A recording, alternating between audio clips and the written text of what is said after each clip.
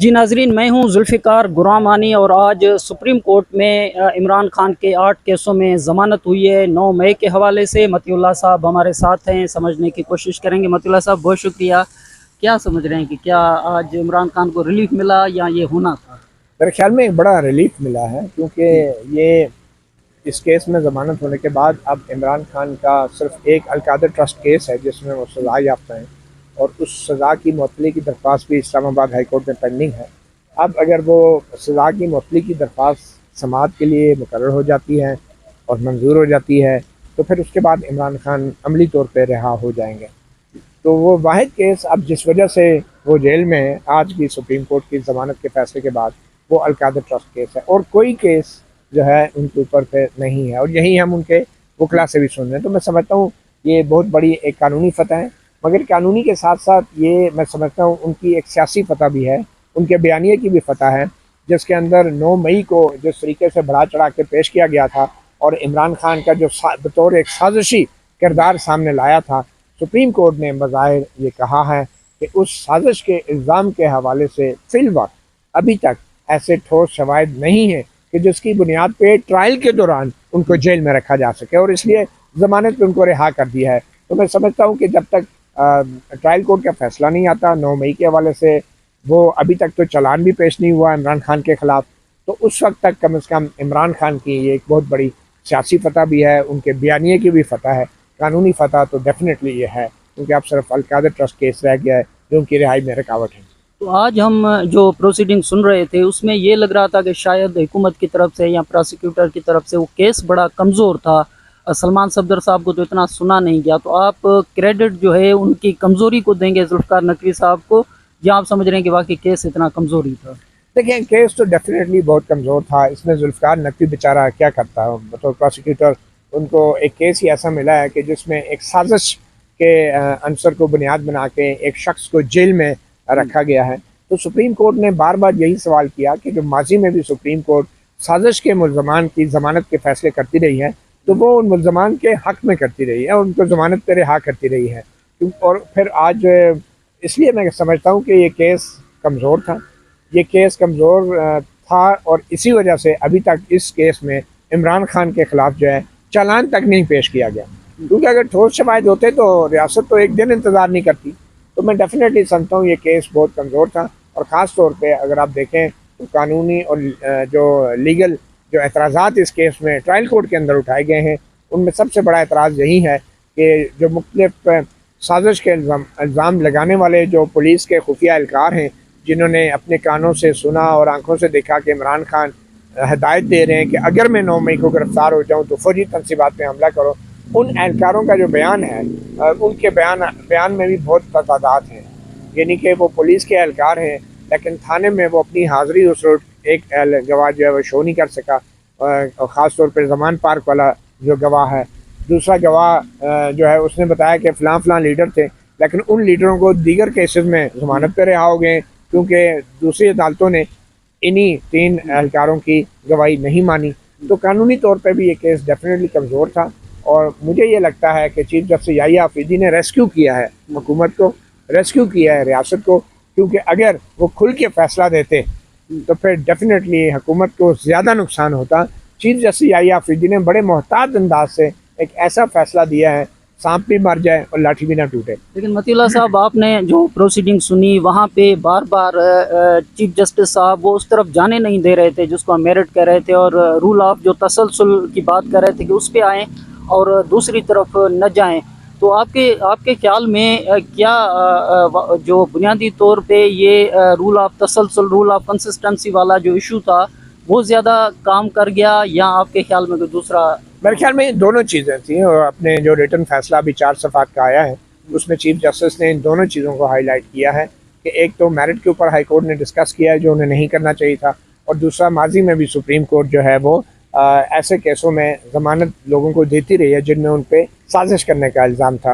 तो rule of consistency भी शामिल है। मैं ये समझता हूँ कि चीफ जस्टिस याहिया आफरीदी ने पिछले 2-3 दिन में ये एक बात तो साबित कर दी है कि अगर वो इस बेंच पे ना होते तो आज रियासत को ज़्यादा नुकसान होता।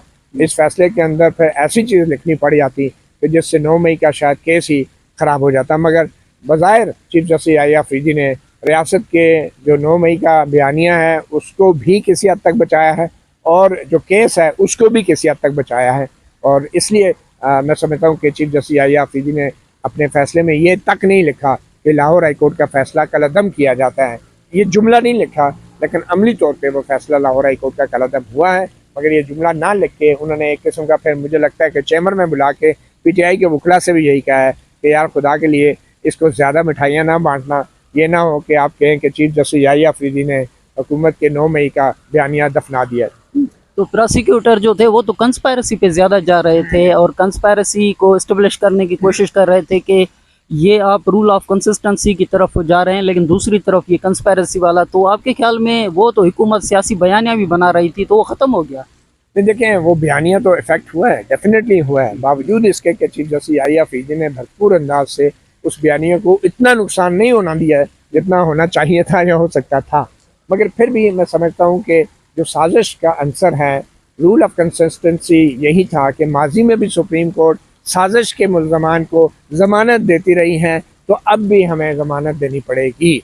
और वैसे भी गौरमानी साहब, आपको तो पता है इस मुल्क में 78 साल के दौरान कम से कम 78 साजिशें तो हुई हैं, ठीक है ना, तो आज तक कोई एक साजिश साबित हुई हो तो एक इमरान खान के खिलाफ कैसे साबित हो जाती? तो वो जो एजाज चौधरी और इम्तियाज़ और बाकी जो तीन को ज़मानत मिली, वो फ़ायदा हो गया इमरान खान को या डेफिनेटली, और वही वो रूल ऑफ कंसिस्टेंसी था कि अगर इसी इल्ज़ाम में दूसरों को ज़मानत मिली है तो फिर खान साहब को भी मिलनी चाहिए। तो एक दो सवाल मतीउल्लाह साहब के, इमरान खान साहब की बहनों ने कल भी कोशिश की और उनकी मुलाकात नहीं हुई। आज भी सलमान सफदर की मार्फत उन्होंने दरख्वास्त दी और बाद में उनका इसरार भी था कि उनसे मुलाकात चैम्बर में की जाए।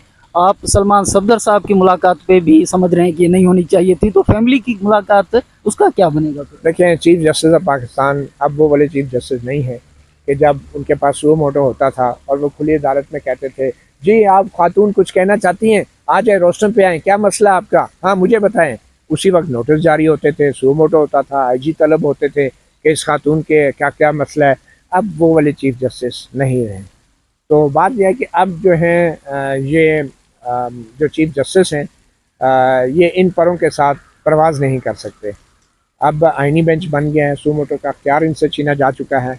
और तो और ये जो अभी इमरान खान के ज़मानतों वाले केस में 2-3 दिन से आप देखें ये कितने मुझे लग रहा था कि प्रेशर में हैं और इतने मोहतात हैं। अगर वो उनको बोलने का मौका दे देते और अलीमा खान को एक दो जुमले कह देती फील्ड मार्शल के बारे में, तो फिर चीफ जस्टिस याहिया अफरीदी साहब क्या करते? फिर उनके लिए तो बहुत बड़ा मसला हो जाता। उनको पहले ही पता था कि मैंने इमरान खान को ज़मानत देनी है, ऊपर से अलीमा बीबी को अगर रोस्टम दे देते फिर तो सोने पे सुहागा हो जाता। लेकिन इनको एतराज़ तो 26वीं तरमीम में था ना मतीउल्लाह साहब, ये नए जो चीफ जस्टिस बनने पे भी तो एतराज़ था ना, तो आज इनका एतमाद बड़ा बहाल था। बाहर वो मुलाकात करके जो इस्लामाबाद हाई कोर्ट के मसाइल थे वो भी इस चीफ जस्टिस के सामने रखना चाह रहे थे, तो इतना बाहर अगर अंदर कुछ उन्हें मिला या नहीं, बाहर तो यही शो करना है ना। आखिर हाई कोर्ट को भी तो थोड़ा सा प्रेशर में लाना है कि हमारी बात होगी है। तो जाते जाते एक सलमान सफदर साहब से कल भी आपने बात की थी और सलमान सफदर साहब चाह रहे थे कि पहले उनको सुना जाए और बाद में जुल्फ़िकार नकवी साहब को सुना। मेरा ख्याल है कि कल सलमान अकरम राजा साहब कह रहे थे कि ये बात गलत होती, अगर जुल्फ़िकार नकवी को आज सुना गया तो वो फ़ायदे में गया। तो आपके ख्याल में ये कानूनी तौर पे फ़ायदा हो गया कि कल एडजन कर दिया गया? मैंने आपको बताया कि चीफ जस्टिस याहिया अफरीदी कभी भी सलमान सफदर को ये मौका ना देते कि रोस्टम पे आके 9 मई के वाक़यात को दोहराएं और फिर बताएं कि 9 मई के बाद पीटीआई के कारकुनों के साथ क्या क्या होता रहा और कैसे ये जो है बयानात तैयार किए गए, गवाहान तैयार किए गए, मुल्ज़मान के साथ क्या हुआ, जेलों में क्या हुआ। तो चीफ जस्टिस याहिया अफरीदी बज़ाहिर वो मुझे लग रहा था कि उन्हें पता था कि इस केस में कुछ नहीं है, ज़मानत पे छोड़ना पड़ेगा, तो इसलिए उन्होंने बैरिस्टर सलमान सफदर को एक तरह का बिलवास्ता तौर पे ये समझाने की कोशिश की कि आप जो कुछ 9 मई के बारे में बोलेंगे उसके बगैर ही अगर आपको रिलीफ मिल रहा है तो क्यों आप बोलना चाहते हैं, क्यों मेरे लिए मुश्किलात पैदा करना चाहते हैं। तो मैं अभी आपको सुन रहा था मतीउल्लाह साहब, आप समझ रहे थे कि यहाँ जो केस चल रहा था वो तो केस चल रहा था, लेकिन दूसरी तरफ जो तरदीद आई थी सोहेल वड़ाइच साहब के कालम की वो भी यहाँ पे इम्पेक्ट कर रही थी। तो ये कहाँ से आपने जो सुना है वो मैंने अभी अपलोड नहीं किया।